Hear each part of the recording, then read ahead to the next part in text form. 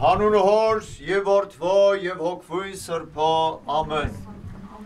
Սիրելի հավատացյալ ժողովուրդ, այսօր ծաղկազարդ է։ Դա նշանակում է, որ վաղվանից սկսվելու է ավհակ շաբաթը։ Ավհակ երկուշաբթի, ավհակ երեքշաբթի եւ այսպես ամբողջ շաբաթը ավհակ է կոչվում եւ վերջո ավհակ շաբաթ ճրակալույց եւ ըստ էության ավհակ կիրակին էլ զատիկն է, Քրիստոսի հրաշափառ հարությունը։ 40-օրյա պահքի շրջանը եզրափակեցինք եւ մտանք ավհակ շաբաթ։ Ավհակ շաբաթն էլ աղոթքով, պահքով եւ այն բազմապիսի եւ Սուրբ Հայրերից ավանդած գեղեցկագույն այն արարողություններով պիտի աղոթենք, պաշտենք մեր Տիրոջը, խնդրենք իր ողորմություն օրհնանքը եւ ի վերջո արժանանանք Քրիստոսի հրաշափառ հարությանը,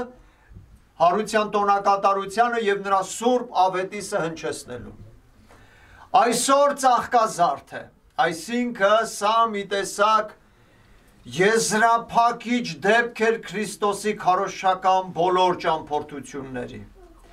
Գիտեք, նա 30 տարեկանում մկրտվեց, 3.5 տարի շրջիկ քարոզիչ էր։ Գնում էր Գալիլեա, տարբեր քաղաքներ ու գյուղեր էր շրջում, մարդկանց քարոզում էր երկնային արքայության մասին, հանդիմանում էր մեղքերի համար, բուժում էր հիվանդներին, հանդիմանում էր չարագործներին եւ Աստվածային լույսը սփռում էր։ 3.5 տարի այսպես նա անցկացրեց։ Գալիլեայից վերադառնում էր Երուսաղեմ, գնում էր տարբեր շրջաններ եւ այլը, եւ այսպիսի շրջիկ քարոզչական մի ճամփորդական կյանք անցկացրեց Տեր Հիսուս Քրիստոս այն 3.5 տարվա ընթացքում։ Բայց գիտեք, նրա քարոզչական ճամփորդությունը շարունակական զարգացող եւ դեպի իրար հավաքվող մի ծրագիր էր, որ աստվածային ծրագիր էր, որի կիզակետրում կենտրոնում խաչը պիտի լիներ, այսինքն ծրագիրը պիտի զարգանար մինչև Գողգոթա բլուրի գագաթին խաչվեր Քրիստոս, այնուհետև դրվեր գերեզման եւ երրորդ օրը մահվանը հաղթեր ու հարություն առներ։ Այսպիսին էր նրա 3.5 տարվա քարոզչական ծրագիրը։ Գիտեք, երբ որ մենք ուղղակի որպես տարապայման ինչ-որ հրաշագործի նայենք Տեր Հիսուսին, սխալված կլինենք։ Եթե մենք Հիսուսի մասին պատկերացում կազմենք, որ գիտես նա լավ բժիշկ էր, լավ բուժում էր։ Այո, շատ լավ բժիշկ էր, աշխարհի ամենալավ բժիշկն էր, մի խոսքով ամեն անհույս հիվանդին բուժում էր։ Բայց այդ դեպքում ինչու խաչի վրա գրված չէր Հիսուս Նազովրեցի բժիշկ։ Նա հանճարեղ հռետոր էր։ Այդպիսի քարոզիչ երկրագունդը իր ամբողջ ընթացքի մեջ չի տեսել, չի էլ տեսնի մինչև Քրիստոսի երկրորդ գալուստ, մինչև աշխարհի վերջը։ Նա հանճարեղ հռետոր եւ զորավոր քարոզիչ էր։ Ինչու՞, որովհետև ճշմարտությունները ուղղակի մերկապարանոց եւ ամբողջ զորությամբ հայտնում էր մարդկանց։ Եվ ասում էր, գիտեք, շատ բաներ ունեմ ձեզ հայտնելու, բայց հիմա չեք կարող տանել։ Ունեմ հայտնել, ուզում եմ հայտնել, բայց ի վիճակի չեք ընկալելու։ Եվ ասում է, երկրավոր բաներ ասեցի, չհասկացաք, ինչպես պիտի հասկանաք, որ երկնավոր բաներ սկսեմ ասել։ Եվ դրա համար նա ասում էր, երբ որ Սուրբ Հոգին կգա ձեր վրա, եւ նա կուսուցանի ձեզ։ Բայց գիտեք, այսպիսի հանճարեղ հռետոր լինելով հանդերձ, խաչի վրա գրված չէր Հիսուս Նազովրեցի հռետոր։ Ծաղկազարդի օրը այսօր, երբ որ Տեր Հիսուս Ձիթենյա Զառիվայրից իջնում էր դեպի Երուսաղեմ, մայրաքաղաքը դղրդաց, եւ այնտեղ հավաքված 100,000-ավոր միլիոնը պիտի որ անցնեին, որտեղ միլիոնավոր մարդիկ էին հավաքվում այն ժամանակ։ Դղրդաց ամբողջ մայրաքաղաքը, որտեղ դա ամենամեծ տոնն էր, զատկի տոնն էր։ Եվ ամեն կողմերից հավաքվել են Երուսաղեմ։ Եվ այս մեծ հանդեսի մեջ բացականչություններ սկսվեց, օրհնյալ է մեր թագավորը, որ գալիս է։ Ծաղկազարդը գահակալական հանդես էր։ Իմացաք ինչ դեպք էր։ Եվ մեր թագավորը գալիս է, ոչ թե հրախեն սպիտակ ձյու վրա նստած, այլ գալիս է համեստ խոնար, էշի վրա նստած, ավանակի վրա նստած։ Թագավորը զորքեր պիտի ունենար, զենք պիտի ունենար, այո, առաքյալների մոտ 2 հատ սուր կար, զինված էի, ամբողջությամբ դատարկ չէր զինապահեստը, 2 թուր կար, 2 սուր կար, բայց 2 թուրը բավական էր գահակալելու համար, դիմացը ուրիշ զորք չկար, որ 2 թուր չէ 1200 թուր ուներ, կլներ անպայման, ոնց կարող է 2 թրով մարդը գահակալի, դրամ ուներ, թագավորը երբ որ գալիս է քսակը լեցուն պիտի լինի, ոսկով, արծաթով, թանկարժեք քարերով, Սողոմոն թագավորի մասին երբ որ կարդում ենք, ասում է տարեկան 20 տոննա ոսկի էր միայն իր եկամուտը, 20 տոննա ոսկին միայն, չհաշված թանկարժեք քարեր, արծաթին ընդհանրապես ասում է բանատեղ չէին դնում, այն ժամանակ ասում է արծաթը հարգի չէր, հիմա թագավորական գահակալական հանդես է, Հիսուս մտնում է մայրաքաղաք, և նա ուներ գանձանակ, գանձարկը, այո ուներ, ով էր պահում, Հուդան էր պահում, Իսկարիովտացի առաքյալը 12-ից մեկը, որքան դրամ կար այն գանձանակի մեջ, Հուդան, մի անգամ գանձապետը, շատ ուրախացավ, որ կարող էր այդ մի լիտր նարդոսի յուղը վաճառվել 300 դահեկանով և մտներ այդ 300 դահեկանը գանձարկղ։ Երևի մի բան կթռցներ հաստատ վրայից, դրա համար էր այդպես ձգտում Հովհաննես ավետարանիչը սա բացահայտում է։ Այսինքն այս թագավորի գանձարկղում գրեթե գանձ չկար։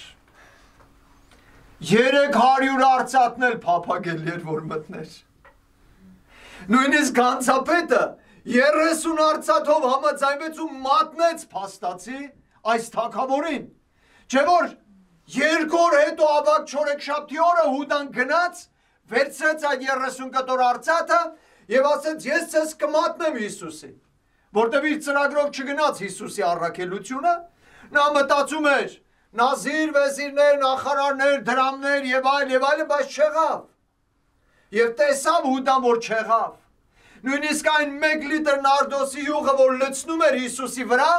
և Հիսուսի խոսքի համաձայն թաղման համար էր դանում, նույնիսկ գանձապետ ուզում էր այդ յուղը վաճառեր և գոնե 300 արծաթ լիներ, գոնե 300 արծաթ դահեկան լիներ այդ գանձարկղում։ Սիրելի հավատացյալ ժողովուրդ, դրամ չուներ, զենք չուներ, սպիտակ ձյու վրա նստած չէր, էշի վրա էր նստած։ Եվ այսպիսի մի մարդ մտնում է մայրաքաղաք ու մայրաքաղաքը թխրդում է։ Դուք գիտեք սա որքան իրական գահակալական հանդես էր։ Դուք գիտեք որքան իրական էին վախեցած օրվա իշխանությունները։ Եթե ամբողջ ժողովուրդը մի մարդուն ասեց սա մեր թագավորն է, երկիրը հեղաշրջելու համար կոսմետիկ մի քանի գործ է պետք և վերջ։ Ցանկացած հրահանգի վրա 100,000-ավոր մարդիկ կտեղաշարժվեն։ Էնպես որ, եթե դրամ չուներ, եթե զենք չուներ, դա չի նշանակում, որ երկիրը հնարավոր չէր, որ հեղաշրջեր։ Հնարավոր էր և կարող էր հեղաշրջել։ Ըստ էության փաստական հեղաշրջման մի գործընթաց էր դա, որտեղ նա մտավ տաճար, տաճարի առևտուրը վռնդեց դուրս, ահա քսակի ակունքը, մեծ հարուստ մարդիկ, հեռավոր մեծահարուստ հրեաներ, գրպանները լիքը գալիս էին զատկի օրերին, ոչ թե մի գար, այլ մի ցուլ էին զոհ մատուցում։ Եվ դրսից բերած դրամը չէին կարող գործածել, պիտի փոխեին անպայման ներսի, որտեղ դրսի դրամը պիղծ էր համարվում։ Ուրեմն այդ փոխելու հարցերի մեջ արդեն մեծ գումարներ էր առաջանում։ Եվ մտնել նման ֆինանսական կենտրոն եւ թելադրել խարազաններով սեղանները շուռ տալ, դուրս վռնդել վաճառականներին, դա ամեն մարդ չէր կարող անել։ Եվ ոչ մի մարդ չէր կարող մտներ մայրաքաղաք ու մայրաքաղաքը դղրդար։ Հիմա թույլ տվեք մի ուրիշ կողմից մեկնաբանելու այս դրվագը։ Եթե դուք երբևիցե ձեզնից որևէ մեկը կունենաք կյանքի այդպիսի մի պահ, երբ որ գործ կունենաք այդպիսի բազմությունների հետ, մարդկանց ակտիվացնելու, մի գործողություն կատարելու, մի ինչ-որ իշխանական քայլ, ինչ-որ մի բան անելու, դուք այդ ժամանակ շատ լավ կհասկանաք մարդկանց վերաբերվող օրենքը։ Մարդիկ շատ դժվար են ոգևորվում, մարդիկ շատ դժվար նույնիսկ ճշմարտությունն են գնահատում, մարդիկ միշտ պասիվ են, միշտ վախկոտ են, միշտ դեպի ցած քաշող են։ Եվ երբեք չմտածեք, որ եթե ծաղկազարդի մուտքին չնախորդեր որևէ կարևոր հանգամանք, ծաղկազարդին այդպիսի խանդավառություն լինել չէր կարող լինել։ Իսկ գիտեք ինչ դեպք նախորդեց ծաղկազարդին, որը բերեց այդպիսի մեծ խանդավառության, որ դրամ չունեցող, զենք չունեցող մի մարդ մտնի մայրաքաղաք ու մայրաքաղաքը դղրդա։ Մի բան կար անշուշտ, եւ դա ինչն էր։ Ղազարոսի հարության դեպքն էր։ Գումարած մնացած հրաշքները, որ 3.5 տարի արել էր։ Ղազարոսի հարության հրաշքը մի տեսակ փոխվելով տարբերվում էր մնացած հրաշքներից, որովհետև սա ավետարանում գրված ամենաանհավանական հրաշքն էր։ Հիվանդ բուժելը մի քիչ հավանական էր։ Նույնիսկ ջրի վրա քայլելը մի քիչ հավանական էր։ Տարբեր տեսակի հրաշքներ բուժելը հավանական էր, բայց որ մարդը մեռնի, թաղում անեն, 4 օր էլ մնա գերեզմանում, մտածեն, որ արդեն նեղել է, եւ գերեզմանի քարը հանել ու միջից մեռելին դուրս կանչել։ Դուք գիտեք, որ այս դեպքը ծաղկազարդի նախորդ օրը չի տեղի ունեցել։ Երևի օրեր առաջ կամ ամենաշատը շաբաթներ առաջ։ Ամիսներ դժվար։ Օրեր առաջ էր տեղի ունեցել։ Եվ այս դեպքը մի մեծ հուզում էր առաջ բերել, որտեղ ասում է, երբ որ թաղման ժամանակ ներկա հրեաները տեսան Ղազարոսին հարություն առած, ովքեր Մարիամին ու Մարթային մխիթարում էին, ասում է, մի մասը հավատաց Հիսուսին, այսինքն թողեցին հրեականությունը Հիսուսին հետևեցին, մի մասն էլ արագ գնացին հասան իրենց որջերը եւ տեղեկացրեցին, որ ոչ մի ձևով էս մարդու դեմ առնել հնարավոր չի։ Մարդ 4 օր թաղված, գրեթե նեղած, մեռելին գերեզմանի միջից հանի։ Բայց ուշադրություն դարձրեք, որ Աստված իր ծրագրերը շատ լավ գիտեր։ Երբ որ Ղազարոսը հիվանդ էր ու քույրերը մարդ ուղարկեցին, Հիսուս ասեց, սա մահաբեր չի, այլ սա մարդու որդու փառավորվելու համար է, Աստծու փառքի համար է լինելու։ Ինքը գիտեր դա ինչ էր աշկե լինելու։ Եվ դրա համար ասում է մի քանի օր էլ մնաց նոր գնաց, որ ամբողջությամբ իրագործված էր Ղազարոսի մահը։ Եվ ասում է, երբ որ հարություն տվեց, հավաքվեցին եւ որոշեցին սպանել Հիսուսին, հստակ որոշում այդ ժամանակ կայացրեցին, որ ուրիշ հնարք չկա, պիտի սպանել Հիսուսն ազովրեցուն։ Եվ ասում է դրա համար գնաց Եփրայիմ, Երուսաղեմից խուսափեց գնաց Եփրայիմ, որտեղ ստույգ որոշել էին, որ պիտի սպանեին, ստույգ որոշված էր։ Եվ երբ որ Տեր Հիսուս ծաղկազարդի օրը գալիս է, նստում է սեղան, այ 3 այդ սեղան նստելու օրն էր, եւ սեղանին նստած է նաեւ Ղազարոսը։ Դրա համար շատերը գալիս էին, որ Ղազարոսին տեսնեին հատկապես։ Եվ հրեաները ասում է, Ղազարոսին էլ էին ուզում սպանել։ Խեղճ մարդ։ Մի անգամ արդեն մեռել էր։ Մի հատ արդեն թաղում արել էին։ Քույրիկները այդքան տանջվե տառապելած էր, ողբած էի ամբողջ հարազատությամբ։ Հիմա Աստվածային մի լույս հրաշք, ինչ էր, մեղքը Ղազարոսի, Տերը իրեն գերեզմանից հարություն էր տվել մի 15 տարի էլ էր կյանք տալու, հիմա այս հրեշները, պիղծերը, ուզում են Ղազարոսին է սպանել, ինչու որտեղ մենակ Ղազարոսը որսես կանգնում էր, այ ասում են ես են մարդն է, ում որ գերեզմանի միջից 4 օր թաղված հարություն տվեց, և այս ալիքը այնչափ հզոր տարածվեց, Հովհաննես ավետարանչը հատուկ ասում է,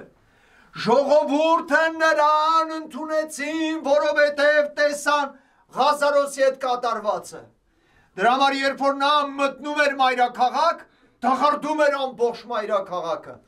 Եվ բոլորը ճյուղերը վերցրած, գեստները, գլխարկները փռում էին ճանապարհի վրա, խոնարհվում եւ ուրախությամբ ասում էին. Օրհնյալ է մեր թագավորը, որ գալիս է, Ովսանա փառքի բարձունս։ Եվ մեծերից, որտեղ մեծերը հասկանում էին ինչ էին անում, Հիսուսի հետևորդներն էին, Ղազարոսին հարություն առած տեսնողներն էին, այս մեծերից էլ սովորեցին փոքրիկները, որտեղ փոքրիկները նայում են մեծերի դեմքին, այդ փոքրիկներին, որ բերեին ավագուրպատ, այդ մեծերի հետ կասեին, խաչը հանի դրան, փոքրիկները անմեղ են, իրենք չգիտեն բարին ու չարը զանազանել չգիտեն, մեծերի մեջ է գնում պայքարն ու պատերազմը, խանդավառության ակունքը մեծերի հասկացողությունն էր, և ոչ թե պստիկների միամիտ ոգևորությունը, սխալ կլինի, եթե մենք ծաղկազարդը դիտարկենք միայն մանուկների տեսակետից, չարաչար կսխալվենք,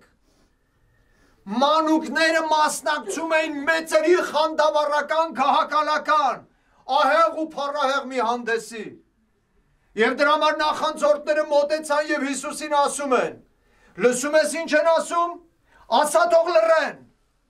որտեղ մանուկները ավելի համարձակ են ասում, մեծերը միշտ կաշկանդվելու պատճառներ են ունենում,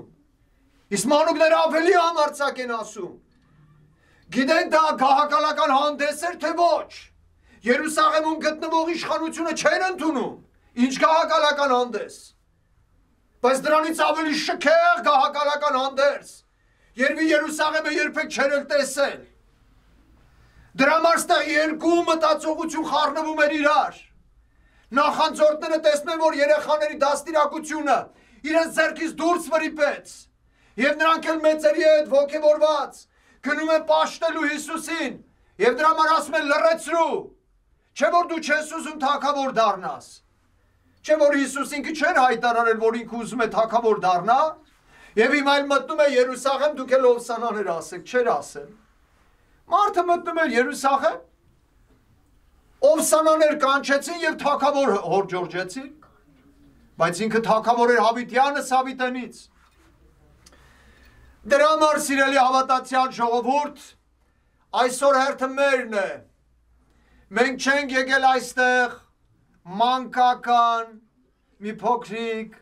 ուրախ զվարճալի հանդեսի մասնակցելու, մանկական ուրախ զվարճալի հանդեսը մեծերիս սրտանց հավանությամբ կատարվող մի փոքրիկ բաժինն է այսօրվա, այլ այսօր մենք ներկայացել ենք, որպես Հիսուսի հետևորդներ և խորհրդավոր կերպով, մտքով և հոգով, միանում ենք այն 2000 տարի առաջ Երուսաղեմում կատարված այն գահակալական հանդեսին և մենք էլ մեր կողմից, մեր անձից հնչեցնում ու հռչակում ենք Քրիստոսին, որպես մեր Տեր ու Թագավոր,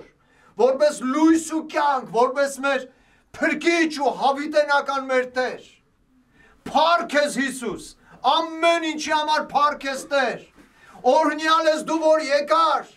օրհնյալ ես, որ դու գահակալեցիր, օրհնյալ ես դու, որ փրկեցիր մեզ, օրհնյալ ես, որ դու հավիտենական կյանքի ճամփան բացեցիր, օրհնյալ ես, որ մեր նման խեղճ ու կրակ, մեղքի, մեր առօրյական հոգսերի խնդիրների մեջ ընկճված, ճսմված, ոչնչացած մարդկանց դուրս բերեցիր այդ խավարից և գոհարության լույսին արժանացրեցիր հաղորդ լինելու, որպեսզի մենք մեր ներքն աշխարհով կրենք հավիտենական լույսն ու կյանքը։ Եվ թող Աստված իր լույսով լցնի ու ողողի բոլորիս հոգիները։ Թող պահի ու պահպանի յուրաքանչյուրիս մեր զավակներին, ուժ ու կարողություն տա ամեն մարդուն։